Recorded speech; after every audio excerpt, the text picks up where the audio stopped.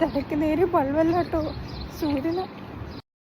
Kuwait അതിൻ്റെ ഏറ്റവും peak time ചൂടിലാണ് June മാസത്തിലുള്ളത്. അതായത് ഒരു 50, 51, 52 വിട്ടൊരു പരിപാടിയേ ഇല്ല.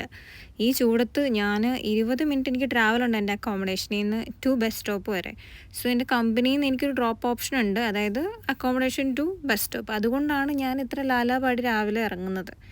അല്ലെങ്കിൽ 20 മിനിറ്റ് രാവിലെ നടക്കാമെന്ന് പറഞ്ഞു കഴിഞ്ഞാൽ പിന്നെ എന്നെ ഒന്നിനും കൊള്ളില്ല. കാരണം അത്രയും വെയിൽ അടിച്ചു കഴിഞ്ഞാൽ പിന്നെ എൻ്റെ തല വർക്ക് ചെയ്യത്തേ ഇല്ല.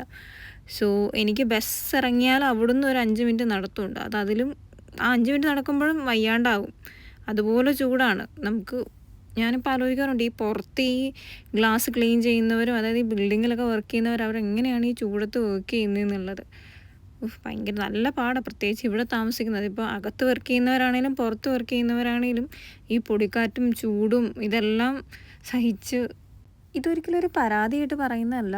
ഞാനിവിടെ കണ്ടുവരുന്ന ഓരോ ജീവിതങ്ങൾ പണ്ടിതൊക്കെ കേട്ടുകേൾവിയുള്ളൊരു കാര്യങ്ങളായിരുന്നു. ഇപ്പോൾ പ്രവാസം ഞാൻ അനുഭവിച്ചുകൊണ്ടിരിക്കുന്നതുകൊണ്ട് എനിക്കത് മനസ്സിലാകുന്നുണ്ട്. ഇതാണ് ഞാൻ വർക്ക് ചെയ്യുന്ന ഓഫീസ്. അപ്പോൾ ബൈ. രാവിലെ ഒരു 10 മണി നേരത്തെ വെയിലാണ് ഇവിടുത്തെ. കഴുകിയില്ലാണ്ടാവുമെന്ന് തോന്നുന്നു.